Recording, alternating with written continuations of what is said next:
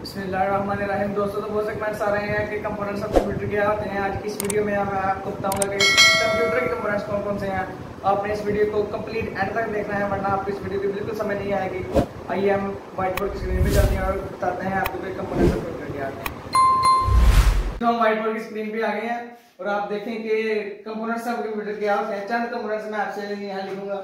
सबसे पहले तो हम इधर लिखते हैं कि इनपुट डिवाइसेस, जो basically main component of computer system का इनपुट डिवाइसेस। इसकी आपको तफसील में डिटेल आपको बाद में लिख के देता हूं साइड पे। इनपुट डिवाइसेस इसका फर्स्ट कंपोनेंट, यहां मैं जगह छोड़ता हूं, फिर इसके आपको डिटेल बाद में लिखता हूं।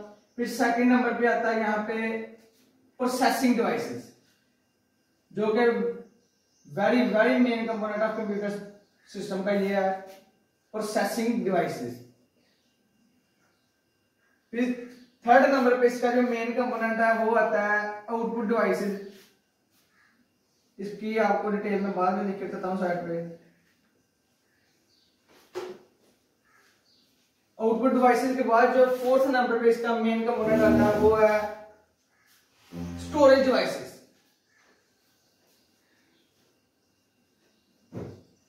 स्टोरेज डिवाइसेस जो है इसका मेन कंपोनेंट है, इसके बगैर कंप्यूटर सिस्टम कंप्लीट नहीं है। सबसे पहले इनपुट डिवाइसेस में हम ये देखते हैं कि इनपुट क्या होता है। इनपुट ये होता है कि एनीथिंग, हर चीज जो आप कंप्यूटर को देते हैं, एंटर करते हैं, वो इनपुट होता है। इनपुट, अब इनपुट डिवाइसेस का क्या काम है? इनपुट डिवाइसेस जो होती हैं वो डाटा को एंटर करती हैं सिस्टम में, डाटा को एंटर करती हैं कंप्यूटर सिस्टम में। इनपुट डिवाइसेस, इनपुट वो होता है कि जो भी आप चीजें लिखते हैं, राइट करते हैं कंप्यूटर के, वो होता है इनपुट। और जो आप कंप्यूटर के अंदर एंटर करवाते हैं जिसकी मदद से, वो इनपुट डिवाइसेस होती हैं। Enter in the system, input devices. अब इनपुट डिवाइसेस कौन कौन सी होती हैं? For example input devices mouse, mouse की वजह से आप स्क्रॉल करते हैं, ड्रैग करते हैं, माउस की वजह से करते हैं। फिर माउस के बाद दूसरे नंबर पे आता है keyboard. Keyboard important input device है। अब प्रोसेसिंग डिवाइस, इनपुट डिवाइसेस के बाद आता है प्रोसेसिंग डिवाइसेस। प्रोसेसिंग डिवाइसेस का क्या काम होता है? इनपुट डिवाइसेस को जो प्रोसेस करती हैं, एक्सेस एंटर कर, जब इनपुट डिवाइसेस एंटर करती हैं कोई भी डाटा कंप्यूटर सिस्टम में, तो उसके बाद प्रोसेसिंग डिवाइस का ये काम होता है कि उसको एक्सेस करे। इसका क्या काम है? जैसे कि प्रोसेसिंग डिवाइसेस प्रोसेस करती हैं इनपुट को, प्रोसेस द इनपुट। मेन जो प्रोसेसिंग डिवाइस है वो है सीपीयू। सीपीयू हर चीज को प्रोसेस करता है, अच्छे इंस्ट्रक्शन को फैच करता है, उसके बाद इनको प्रोसेस करता है। सीपीयू इसका मुखफ़फ़ है सेंट्रल प्रोसेसिंग यूनिट।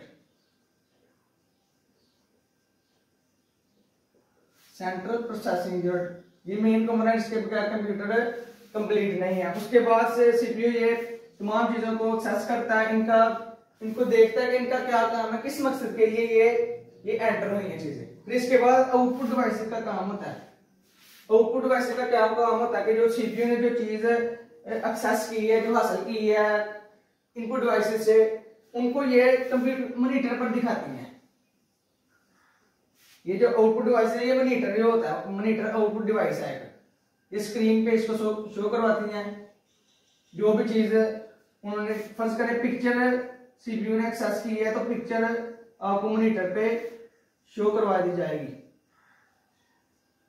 ये आउटपुट डिवाइस का काम है। आउटपुट डिवाइस के बाद अब ये पिक्चर है, अब इसने स्टोर भी होना है किसी जगह में। जैसा कि आप वार्डरोब में आप कपड़े स्टोर करते हैं, इस तरह आप स्टोरेज डिवाइसेस में, कंप्यूटर की स्टोरेज डिवाइसेस, कंप्यूटर की अलमारी आप इसको कह सकते हैं स्टोरेज डिवाइसेस को। स्टोरेज डिवाइस को स्टोर करनी है। स्टोरेज डिवाइसेस आमतौर पर इसको सेकेंडरी स्टोरेज कहते हैं। ये सेकेंडरी स्टोरेज डिवाइसेस होती है, ये चीजों को स्टोर करने के लिए इस्तेमाल होती है। इसमें आप सेकेंडरी स्टोरेज में आप ले सकते हैं ये सीडी रोम, फिर आप यूएसबी फ्लैश ड्राइव और मेमोरी कार्ड, हार्ड डिस्क, ये आपकी स्टोरेज डिवाइसेस है। तो ये कुछ कंपोनेंट्स थे कंप्यूटर सिस्टम के जो मैंने आपसे डिस्कस किए हैं। तो इनकी बुनियाद पर ही कंप्यूटर सिस्टम वर्क करता है। अगर ये ना हो तो कंप्यूटर सिस्टम किसी काम का नहीं है। तो मिलते हैं इंशाल्लाह नेक्स्ट वीडियो में।